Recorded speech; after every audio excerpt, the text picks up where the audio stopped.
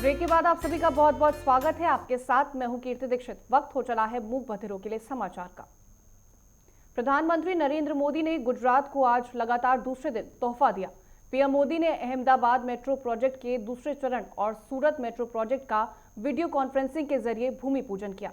इस कार्यक्रम में केंद्रीय गृह मंत्री अमित शाह के अलावा राज्यपाल आचार्य देवव्रत, मुख्यमंत्री विजय रूपाणी और केंद्रीय शहरी विकास मंत्री हरदीप सिंह पुरी भी मौजूद रहे।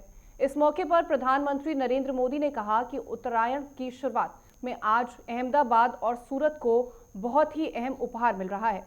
आज अहमदाबाद में 17,000 करोड़ रुपए से ज्यादा के इंफ्रास्ट्रक्चर का काम शुरू हो रहा है। ये दिखाता है कि कोरोना के इस काल में भी नए इंफ्रास्ट्रक्चर के निर्माण को लेकर देश के प्रयास लगातार बढ़ रहे हैं। पीएम नरेंद्र मोदी ने कहा कि अहमदाबाद के बाद सूरत गुजरात का दूसरा बड़ा शहर है जो मेट्रो जैसे आधुनिक पब्लिक ट्रांसपोर्ट सिस्टम से जुड़ेगा। प्रधानमंत्री ने कहा कि आज हम शहरों के ट्रांसपोर्ट को एक इंटीग्रेटेड सिस्टम के तौर पर विकसित कर रहे हैं। 26 जनवरी यानी कि गणतंत्र दिवस के दिन किसानों द्वारा निकाली जाने वाली ट्रैक्टर रैली के खिलाफ दायर याचिका पर आज सुप्रीम कोर्ट में सुनवाई होनी थी, लेकिन कोर्ट ने इस फैसले को फिलहाल 20 जनवरी तक के लिए टाल दिया है। अब इस मामले पर सुनवाई 20 जनवरी को होगी। कोर्ट में दिल्ली पुलिस की ओर से यह याचिका दायर की गई थी।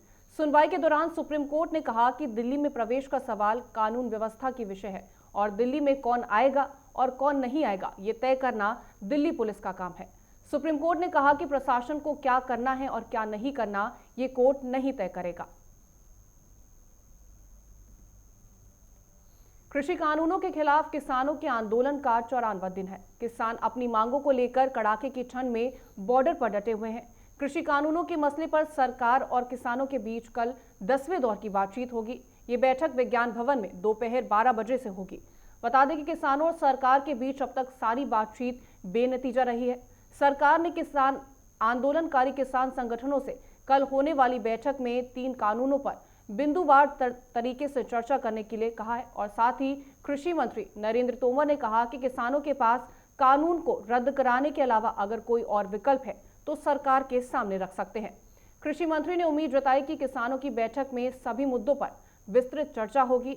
इसी के आधार पर तैयार प्रस्तावों के साथ आंदोलनकारी किसान 10वें दौर की वार्ता में हिस्सा लेंगे।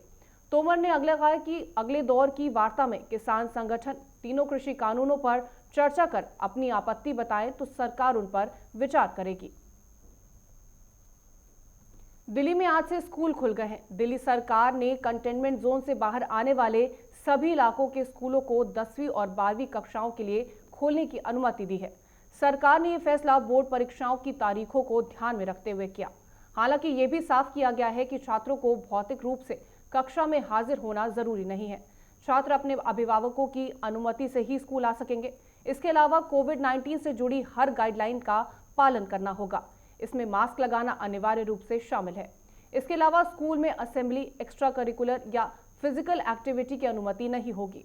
स्कूल केवल जरूरी क्लासेस और प्रैक्टिकल्स के लिए खोले जा रहे हैं। किसी भी तरह की स्टेशनरी, खाना या अन्य चीजों का आपस में लेन देन करना अनुमति नहीं होगी। इसके साथ ही सोशल डिस्टेंसिंग का पालन हर वक्त करना होगा। भारत में पिछले 24 घंटे में कोरोना वायरस संक्रमण के 13,778 नए मामले सामने आने के बाद देश में अब तक संक्रमितों की कुल संख्या बढ़कर 1,05,71,483 हो गई है। जून के बाद एक दिन में कोरोना के नए मामलों की सबसे कम संख्या है, जिनमें 1,02,11,432 लोगों को संक्रमण मुक्त होने के कारण लोगों के स्वस्थ होने की दर 96.59% हो गई। केंद्रीय स्वास्थ्य मंत्रालय द्वारा मंगलवार सुबह जारी आंकड़ों के अनुसार देश में इस समय कोरोना वायरस के 2,08,012 एक्टिव केस हैं, जो कि कुल संक्रमितों की संख्या 1.97% है।